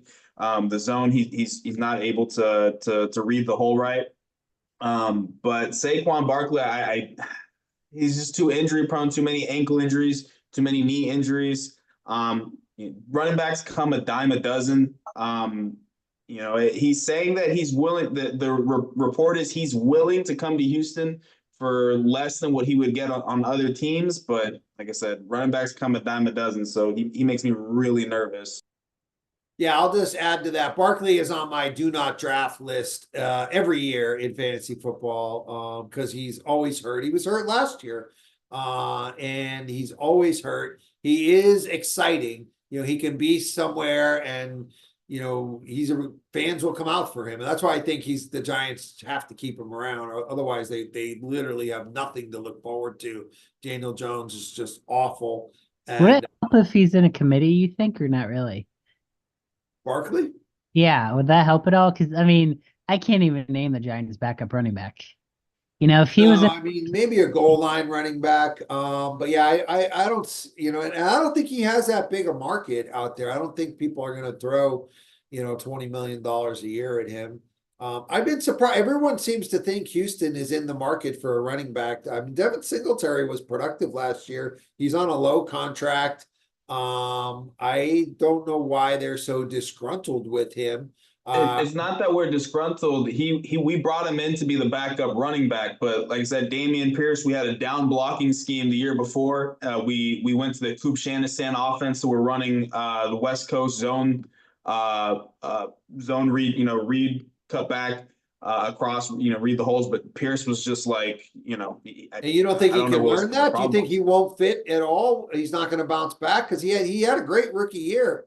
Yeah, it was just a different kind of offense, though. It was totally different offense, just totally different blocking scheme. So that's what the difference was. Now that we have Bobby Slow calling it, it's the Kyle Shanahan offense.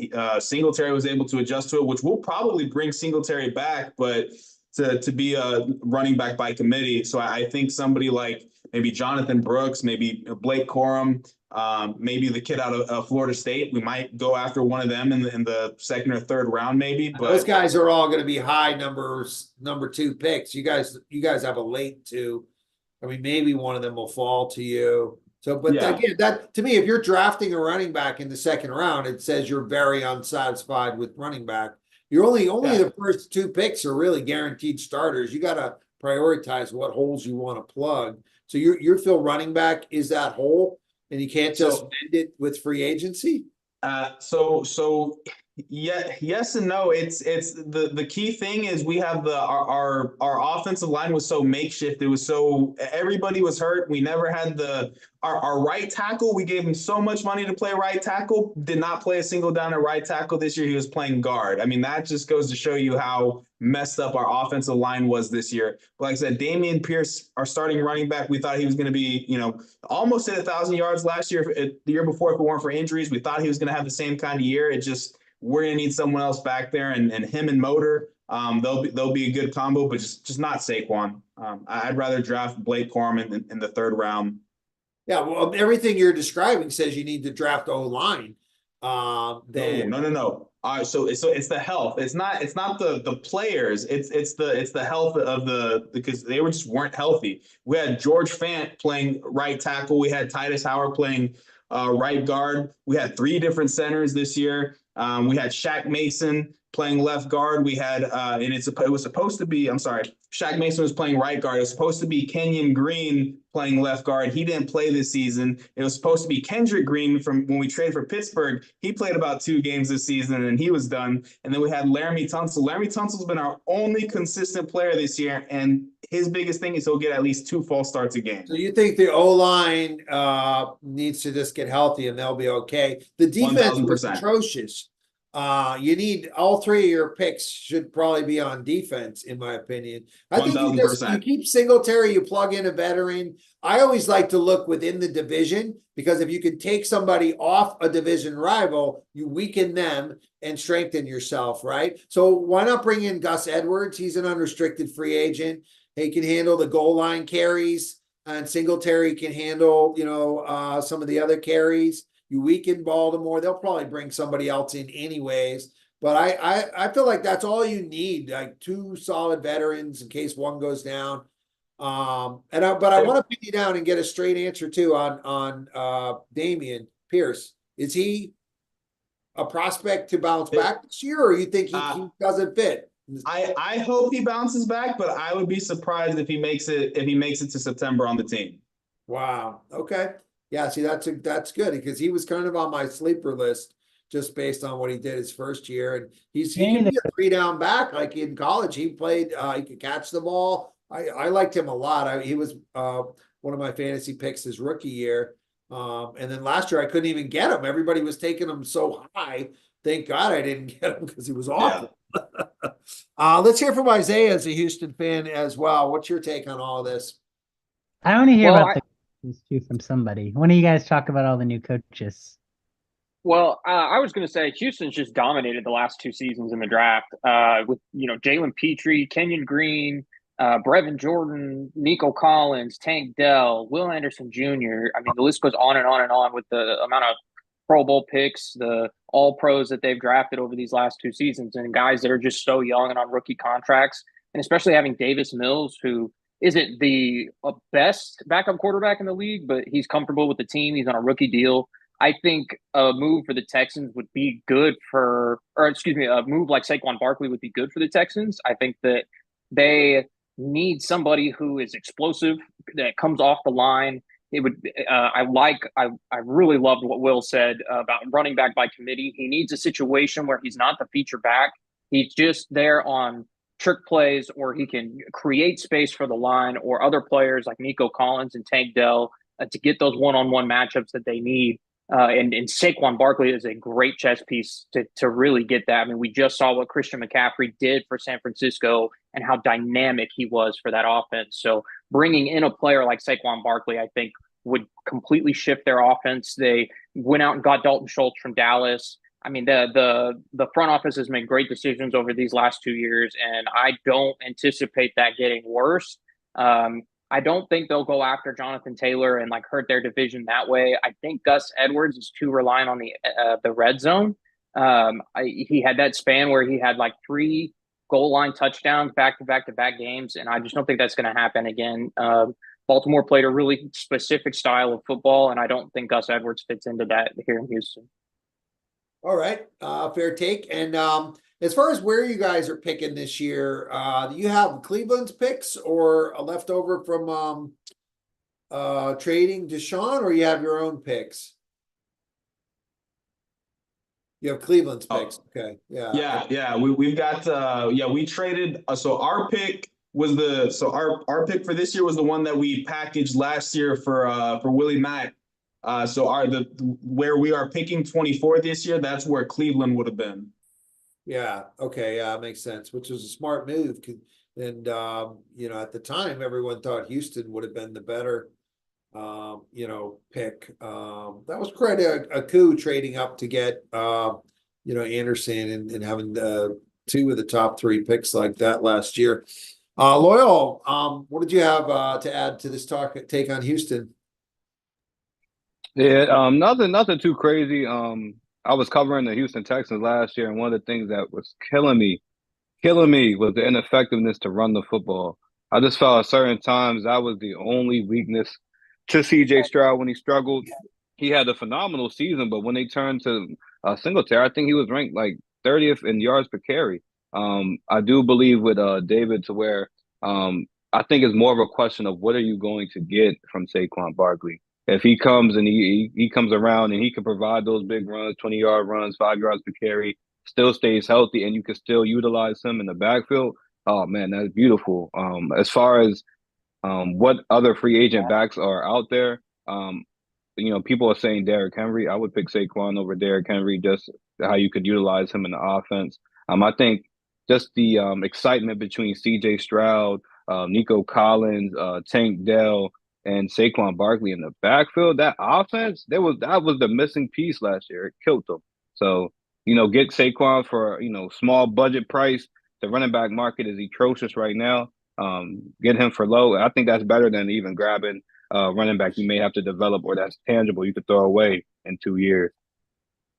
Yeah, I don't know. I felt like their offense worked last year. I don't feel like it was an inefficient offense, and they were just a pass first offense, and the running game did what it needed to do with Singletary there.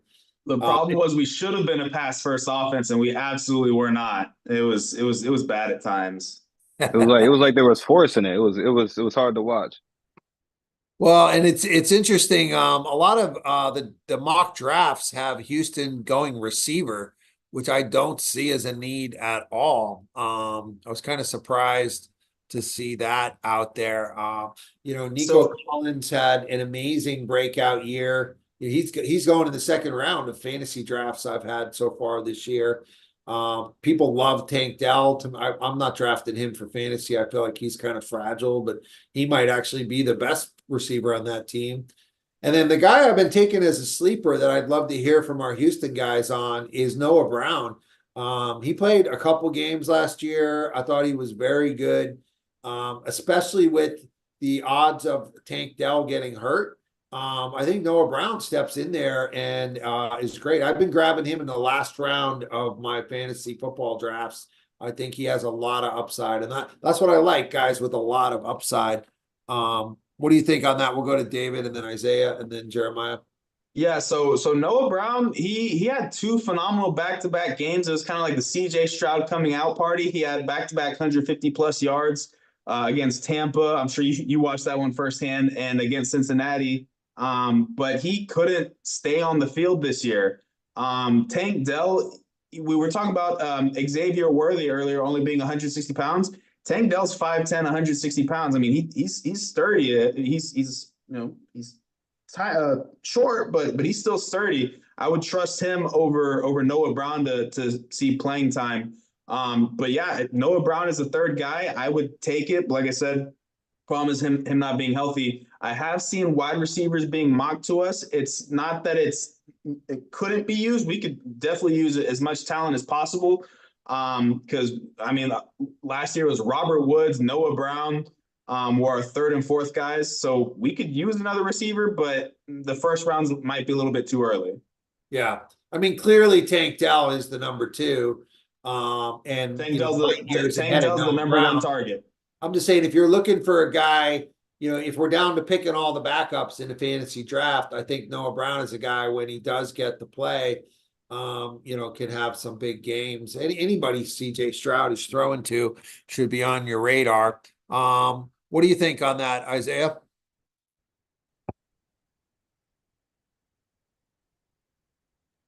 Sorry, my little toolbox wasn't coming up. I was going to say if you just reflect back on his time in Dallas, it just that three spot is where he belongs. He did have those flashes of brilliance there with Dak Prescott as well, where he had those 100-yard receiving games, but they were few and far between. His spot is at the three spot. If you can get him some space and get him on those one-on-one matchups, he can typically win them, so, especially on the deep balls. So you want to see Noah Brown in that three spot, not the main guy.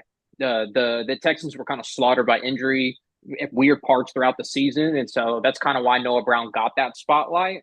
But he doesn't need it all the time. He's not a number one receiver, especially in Dallas. It was very glaring. Took him years to even get it on the field in Dallas. He was just so injured all the time, as well in his time in Dallas. So I don't anticipate him getting a lot of playing time this next year, assuming that Nico Collins and Tank Dell stay healthy. And especially with Dalton Schultz I don't emerging. think Tank Dell. I mean, I think Tank Dell, you're betting on a 12-game season out of him, and he'll still be good. His injury was a freak accident. Honestly, he was trying to block his Dalton Schultz. He's a good receiver. He saved our season, but I'm betting that based on his size, not based on last year's injury. And just looking at his size, there is not a 160-pound receiver in the NFL that's ever been productive ever. Like they don't last. That's the problem with Xavier Worthy too. So let's have Jeremiah close out on this topic. It was a good topic Will brought up. I want to make sure we get to everyone. We're going to go next to Jason and hear your first take after Jeremiah closes us out here. Yeah, I agree. I think Tank Dell's a little too small to be a long-term NFL. And Noah Brown's probably going to end up being there too. I have a question for David. Whatever happened to Mechie? I thought he was in line to be the 2 or 3 wide receiver there, and he kind of fell off the map. Yeah, for sure. So so he was battling cancer. So he missed the entire last year, the year he was drafted, the year before this last to cancer. So he was kind of slow to get back into the swing of things. He balled out against Cleveland. So I was expecting more in the Baltimore game, but that was just all around bad play calling. So we'll see. I think Mechie lives to see another day. Maybe that's not the right term to use, but I think he'll be on the team this upcoming season. And hopefully he can do something. But as of this moment, last year was pretty much his rookie season, so I can't really trust him the way I would, Tank Dell. Yeah, Mechie hasn't been getting drafted at all. Again, I've been doing I think I'm up to 25 of these best ball drafts. And in these best ball drafts, it's a 20-round draft. So it's like you're taking every backup running back, every third, sometimes even fourth receiver. You really got to know all the players in the league. And that's why I'm asking about who's there at the end of that type of draft. Noah Brown's been a guy that I've been grabbing. Nobody's been taking, Mechie at all. I mean, it's slim pickings by that point. And I think Brown has the most potential. Also, keep in mind with best ball is if the guy gets a 0 or doesn't do well, it doesn't hurt you. It's not like I would have to choose to play Noah Brown and bench someone else. If he explodes and has a big game, the computer puts him in. And if he has a bad game, the computer puts in somebody else. So I think Noah Brown is built for that and a great last round pick in best ball. All right, Jason, always great to hear from our 49ers fans here. We're talking basketball and football tonight. What's caught your eye in current events? Hey, what's going on, everybody? Yeah, basically, man, just wanting to see where these free agents fall. I've been out of loop for a little while, just trying to catch back up on things, and just wanting to see. I'm excited to see if Russell Wilson will play, or Derrick Henry. I want to see Kirk Cousins. I'm like I said, I'm 49ers all day, but I just like to see these guys that still have a little bit of juice left in the tank, just to see where they go, and just hope they find somewhere and they become successful. I want to see Justin Fields play for someone else. Everybody's waiting to hear from that. So just take an outlook on the free agency market and see what's happened next. Did you hear the take about Russell Wilson going to the 49ers? Yeah, I caught a little bit.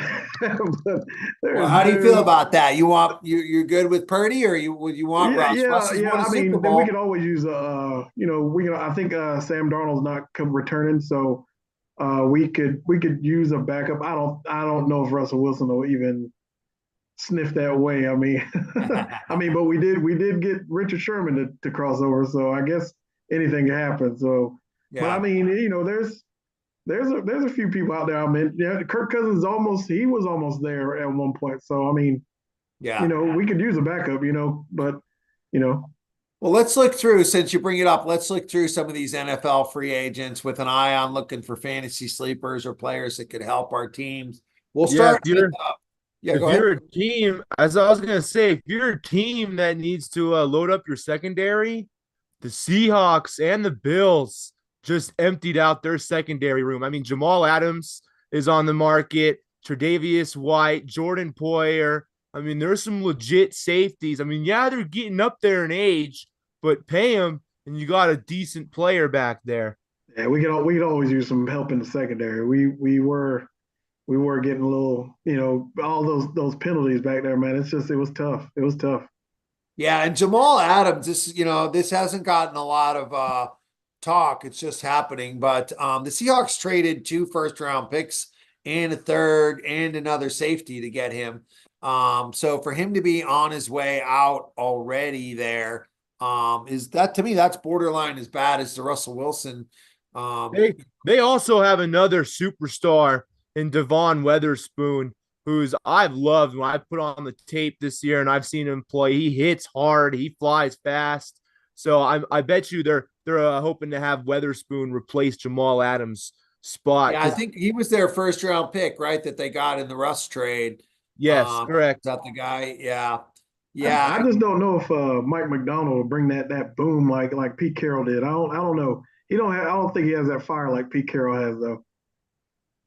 Yeah, it was an odd move. Seattle. Some of the nights when we have Seattle fans here, we'll have to kind of get their take on what's going on over there. McDonald's very blitz happy, but that's why they got rid of Jamal Adams, because he was very he wasn't really known for coverage as much as he was getting to the quarterback, which is very not many safeties you think of like that, except for maybe like Troy Polamalu. But trivia question: do y'all know who the last quarterback is that Jamal Adams sacked? I'll give you a hint. It was in 2020. That's a long time ago for a safety to get a sack. It's probably when he was on the Jets, right?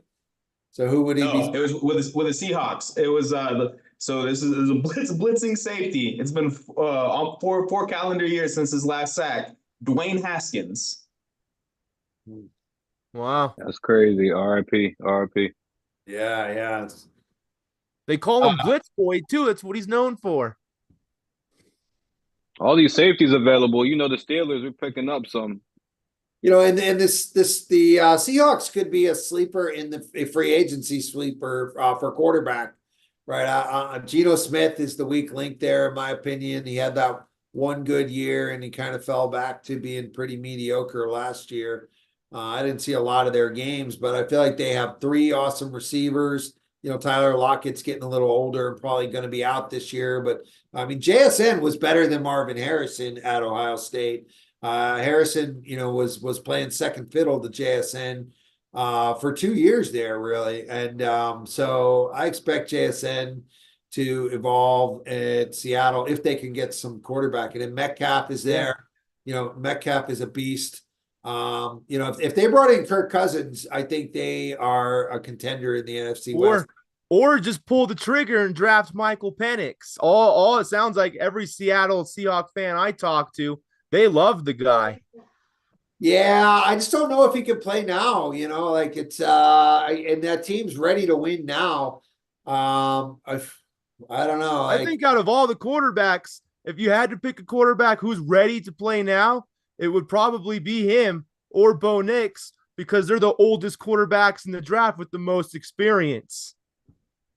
Yeah, and I mean, Purdy's kind of proved what a rookie with good coaching can come in and do. But in general, rookies struggle. Peyton Manning struggled his rookie year. Yep. So did Trevor Lawrence. Yeah. So I don't know. I could see them going Penix, but then it's kind of like you're kind of in rebuild mode if you're bringing in a rookie quarterback, and they have a lot of other nice pieces there. And I don't really get what's going on with Pete Carroll and that is going to the front office and so yeah, Seattle's kind of a wild card in all of this, and nobody really knows what they're going to do. I don't know if you're going rebuild if you take Penix in Seattle. Mentioning Peyton Manning and Trevor Lawrence, those were both number one guys that went to franchises that were rebuilding totally. Seattle does have the pieces, and I think they could be a playoff contender in the next year or two with Penix. Yeah, I agree, Jeremiah. Coming from a Niners fan, we don't like those guys, man. Right, Jason? Right. You're right, but yeah, Russell Wilson to the Niners. Bro, get out of here. I couldn't. I said, hey, Richard Sherman was bad enough, so I mean. Yeah, let's check back on our game just to see if Marquette can close this gap at all. And looks like they're down 10 still with 12 minutes to go. Caravan is heating up. He's got 18 now. Looks like he's scoring most of UConn's points in the second half. All right, let's take a look at these free agents here, because this, one of the fun things about drafting a fantasy football team right now, which we may, do one of these nights with all of us, is that like you can. There's a lot of speculation because you don't know where the free agents are going to go, right? So you look here at the free agent lists for receivers, for example. If one of these guys goes to the Chiefs, suddenly they're a superstar, right? And you can get a lot of these guys in the later rounds. And if you can pick the right one who's going to the right place, you can get a lot of value. Let's do kind of a rundown of what if we see any value or fantasy sleepers in any of these guys. Ridley, I was so high on Ridley last year. He was a solid 1,000 yards, 8 touchdowns, but I think overall he was a disappointment. And the Jacksonville team was certainly a huge disappointment, especially their offense, especially Trevor Lawrence's play. And I feel like that it was just a lot more chemistry the year before. Trevor Lawrence was amazing without Ridley when they were featuring the other guy over there. I'm drawing a blank on the other receiver's name. What do you guys think about Calvin Ridley? Anybody have a take on him or want him on their team? We'll go to Isaiah. I was gonna say I drafted him. I think it was either in the third or fourth round this year for my fantasy football team, the one I do with my main friends, and he was really big disappointment from the perspective of consistency. I had no idea what week he would go off. So from a fantasy perspective, I would tell you to stay away because you just don't know when Trevor Lawrence is going to play like you expect Trevor Lawrence to play, and then when that happens, a lot of it was also dependent on Zay Jones. When Zay Jones was on the field, he was a lot more productive. So as long as Zay Jones is on the field, you can kind of expect his value and his yards to stay pretty consistent. But I don't know what to expect from him this next year. I would think he has a really good ceiling and can be a number one receiver. But it kind of seems like he's really dependent on the people around him and his surroundings. So Jacksonville is kind of notorious for not being a place of great surroundings. So we'll kind of see how this next year goes, especially with Trevor Lawrence being up in the air now about the prospect he was set out to be. Yeah, I mean, yeah, and this is a big year for Trevor Lawrence, right? I expect him to have a breakout year. I think he's a winner and will bounce back. I don't know what happened this past year. The year before, it was Christian Kirk. Lawrence and Kirk were lighting it up. Zay Jones was a big part of that. Zay Jones was hurt last year. Zay Jones, by the way, is barely getting drafted in fantasy leagues. He's a great deep sleeper, especially if Ridley leaves. I would expect him to scoop up all Ridley's numbers and that there'll be a third receiver in here if you're really looking for deep, if you're in deep drafts like I play.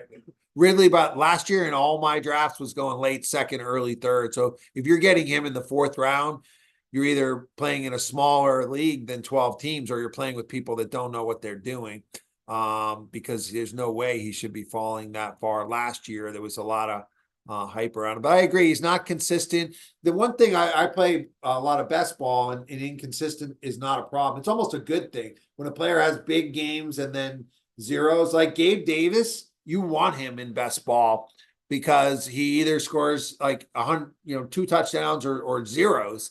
And that's exactly what you want in best ball. But in real fantasy, you don't want something like that. Cameron, what's your thoughts on Calvin Ridley? Yeah, I'm just wondering if Calvin Ridley, I wonder if it took him a while to get in football shape or something last year because he had that 1-year suspension for betting on himself, right? In the league went ahead and suspended him. But he was a top talent there in Atlanta, number one target. I honestly thought it was going to work out there in Jacksonville. He was supposed to be wide receiver 1. Yes, they paid Christian Kirk all that money, but Christian Kirk is showing why he should be wide receiver 1. So I'm just wondering if a team that wants to scoop him up, I'm wondering if he'll thrive as the second guy. I know I was bringing up the Cowboys earlier. They need a second receiver. They're looking for one. He's only 29 years old. I still believe he has a couple seasons left in the tank. He's a top route runner. He's got good hands. I loved him at Alabama. But I think maybe he might thrive as a number 2 guy because clearly this season, trying to be handed the keys as your number 1 target, just him and the Lawrence connection wasn't there. And I thought the Jaguars are going to have a decent season. They had a hot start, 7-3, 8-3, or something like that. But then Trevor Lawrence got injured, and it all fell apart. But I was very disappointed in Calvin Ridley's tenure at Jacksonville. If I'm Jacksonville, I don't re-sign him. I probably grab one of these stacked receivers in the draft and let another team take a chance on Ridley. Yeah, and that's a good point that Jacksonville has a really good pick in this year's draft. And they could grab Brian Thomas, right? They're in shape to get him, or there's a lot of we'll do a wide receiver breakdown another day. We're already coming up on our 3 hours here as we're keeping an eye on our UConn game. But yeah, I agree with everything you said with Ridley. 1,000 yards and 8 touchdowns is probably top 30 receiver stats wise, but they were expecting a lot more for him. And if he, was going to be a number 1 and get paid like that, then he needs to deliver a lot more. He is 30 is typically the beginning of the end with receivers. If you look at if you look at production, if you look at historical production, it doesn't get better. For sure, it starts to decline. Sometimes it's a really steep wall at 30. And it's worse, even worse with running backs at 29, 30. But with receivers, if you look at, Cooper Kupp had his amazing year, right? And then the next year at 30, he was out. And then last year, he didn't look like himself at all. So it's like the beginning of the end for receivers at age 30. And now there's less of a window, especially if you're going to give a couple-year contract to Ridley, which I'm sure he's wanting. And you make a good point about him being out for a year. And that's very hard to come back from. Deshaun Watson, we're seeing, doesn't seem like he's ever going to come back from that. Jeremiah, let's wrap up on Ridley, and then we'll look at some of these other guys. Yeah, I think another reason Ridley didn't have the numbers everyone anticipated last year was because Trevor Lawrence was hurt. Every week you turn on the TV before the game started, he was a game-time decision, and he worked through it and played most of the weeks. I believe he did miss one game eventually. But Lawrence was hurt a lot. That probably cost him.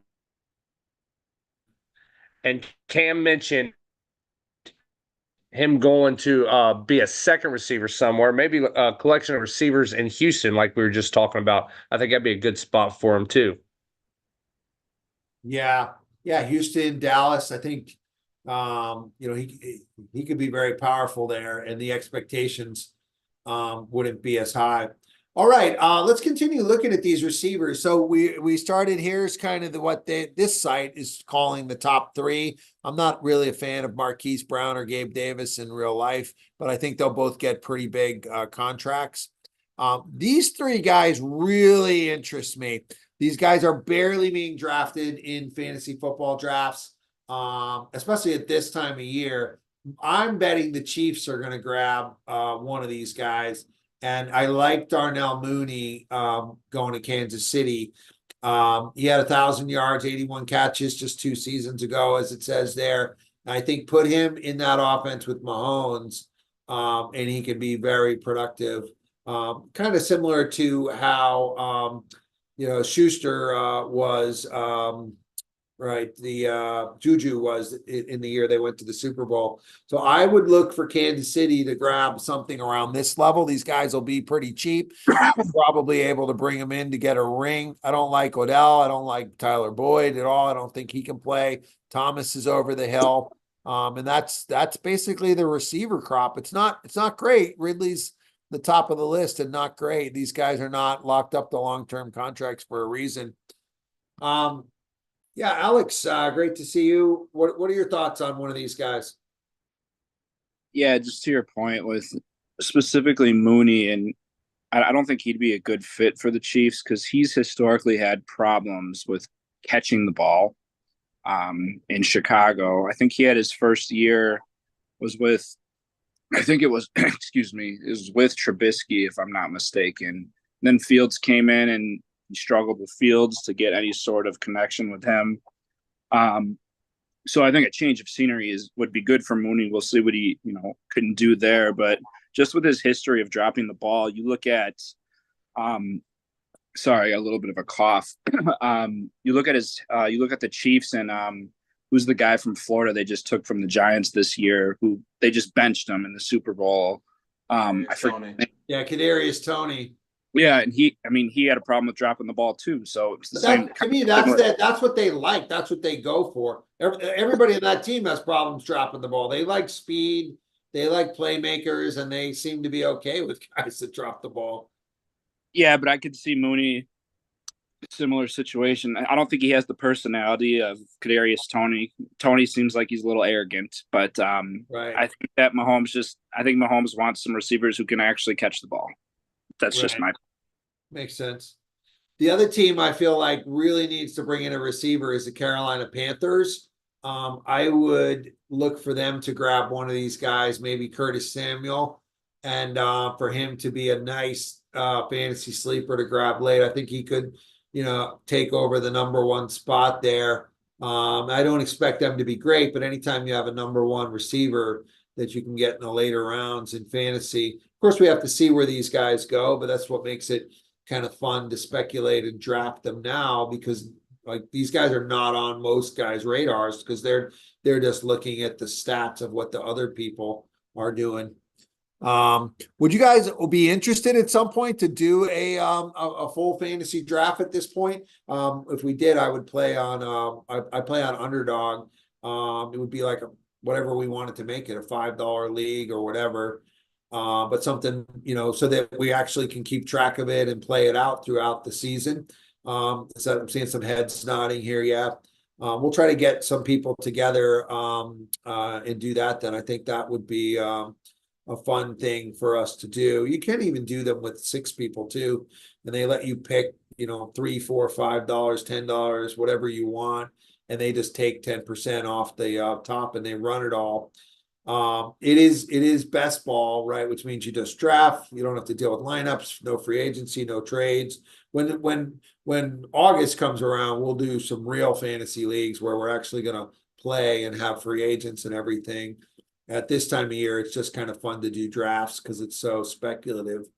So you can either do those leagues where they take 10% and then the rest just pays out to the winners.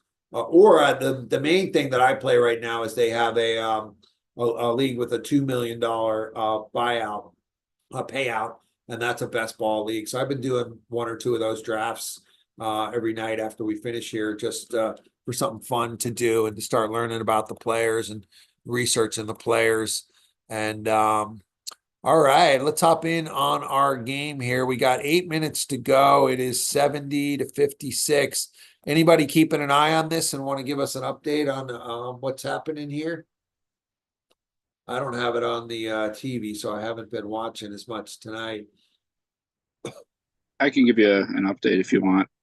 Yeah. First, I'm sick as a dog right now. I was supposed to be at this game, and actually had like a suite and everything. It was going to be a fun night, but it turned out to be a terrible night for me. But yeah, I think UConn shooting. I think now they're up to 61% from 3, which they're the number 1. They're the number 2 team in the nation for a reason. And I think their big guys can shoot the 3. They have Donovan Clingan, and then they have Alex Caravan. And then they got the little pest, Cameron Spencer, who actually was a transfer from Rutgers. I never liked playing him when the Badgers matched up against Rutgers. On the other hand, Marquette's, they're providing a formidable, fight. They're missing the best, the former Big East player of the year in Tyler Kolek.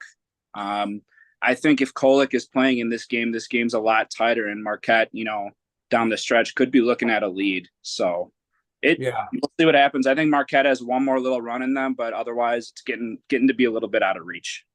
The big thing I was hoping to assess was, what does it look like Marquette can do going into March Madness? They kind of disappointed last year, but they have their 2 main guards back, the scoring guard and the point guard. Usually I like teams that are led by guards in the tournament. And obviously they need to be healthy, but if they're fully healthy, what do you think they can do in March Madness, Alex?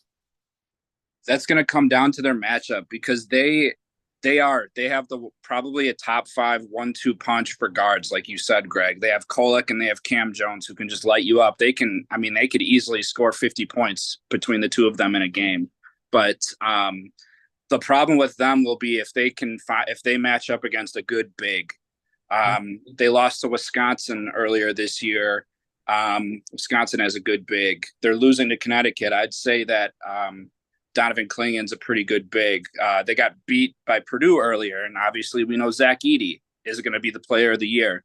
So if it depends on who they match up against, but if they don't match up with anyone who is really has that much size, I could see them going far in the tournament because of their guard. They're led by Kansas, they beat Kansas, who's led by that big guy from Michigan. Yeah, UConn's looked good all year. Like I said, they remind me a lot of that Gonzaga teams from a few years ago, or even Arizona. They just run this continuous offense. They have one of the best half-court offenses in the nation. I love how they run set plays on one side and cut back door on the other. They're loaded on their roster from one. Everyone fills their role so perfect. This team's a real threat to go back to back. Yeah, I definitely am seeing that in UConn. Well, those are the main questions that I was looking to look into with tonight's game. We're already past our normal 10 o'clock show, so we're probably going to wrap things up for tonight. Reminder that the next two nights, we're going to try out a different time slot. We'll probably be back to normal next week, or we may try out starting at 8 or 9. But because we want to focus on tomorrow night's marquee game, Celtics at Denver, NBA Finals preview, 10 p.m. tip-off. We're going to be on tomorrow at 10, and then we're going to keep that for Friday as well to do the Lakers-Bucks game, just so Alex can get to see his Bucks play again with all of us. So appreciate you guys. Great energy and input on everything tonight, and look forward to seeing you again soon.